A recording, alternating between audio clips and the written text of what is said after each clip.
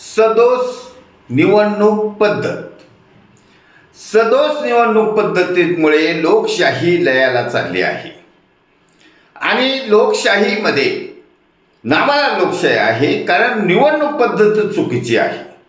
निवडणूक पद्धतीमध्ये हा जो बदल होत गेला 70-75 वर्षामध्ये त्याचा विपर्यास होत गेला.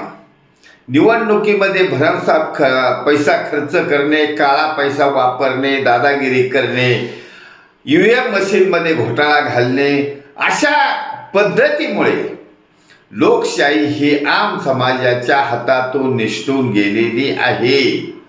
लोकशाहीचा बट्ट्याबोळ झाला आहे आणि केवळ पार्टी बदलणं, पार्ट्या फोडणं, नेते जोडणं याच्यामध्येच हे स्वतःला चाणक्य समजतात, धुरंधर समजतात. त्यामुळे दिल्लीपासून ते गल्लीपर्यंत लोकशाही राहिलेली नाही.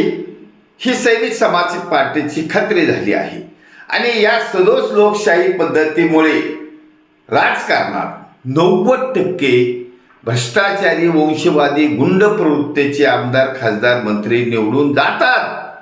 त्यामुळे लोकशाही ही आम समाजाच्या नागरिकांसाठी राहिलेली नाही. तर आता सैनिक समाज पार्टीने हे बौद्धिक आंदोलन केलं आहे. सैनिक समाज पार्टीमध्ये क्वालिफाईड अँड इंटेलिजंट नागरिकांचा भरणा आहे. सैनिक समाज पार्टीमध्ये सुशिक्षित, इमानदार, सज्जन नागरिकांचा भरणा आहे.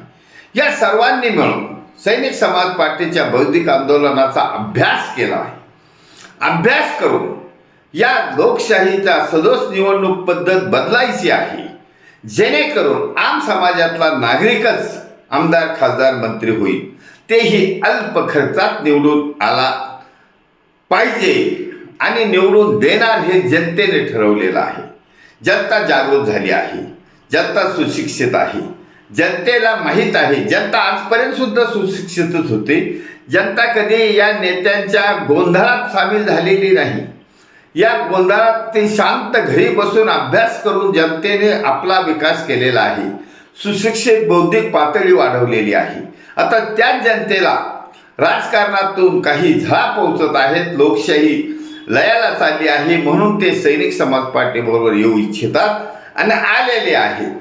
त्यामुळे सैनिक समाज पार्टीने हे सदोष निवडणूक पद्धत बदलून अल्प खर्चात निवडणूक पद्धत आणली आहे आणि अल्प खर्चात निवडणूक पद्धतीमुळेच या देशामध्ये सज्जन नागरिक हा आमदार, खासदार, मंत्री होईल आणि तरच ही लोकशाही आम समाजाच्या नागरिकांच्या हातात राहील आणि आम समाजातील नागरिकांना लोकशाहीचे फळं चाखायला मिळतील.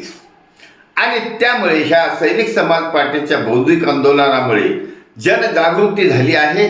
जनतेने जनतेसाठी चालवलेलं सरकार आणण्यासाठी, म्हणजे जन लोकतंत्र आणण्यासाठी हा सज्जन समाज, सुशिक्षित समाज सैनिक समाज पार्टीबरोबर जोडत चालला आहे.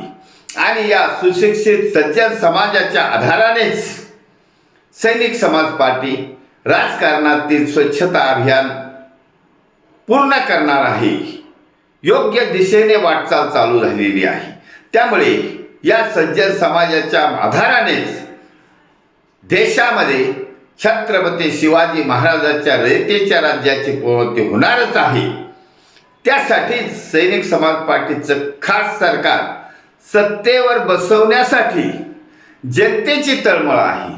जनता पुढे आली आहे आणि जनतेनेच ठरवलं आहे की या देशामध्ये छत्रपती शिवाजी महाराजांच्या पुनरावृत्ती, स्वराज्याची पुनरावृत्ती करायचीच आहे. म्हणून सैनिक समाज पार्टीचं सरकार सत्तेवर बसवण्याचा ऐतिहासिक कार्याचा हातभार लावायला जनता पुढे आली आहे. म्हणून सज्जन जनतेचे धन्यवाद. भारत वर्ष की जय. छत्रपती शिवाजी महाराज की जय. सैनिक समाज पार्टीचा विजय असो.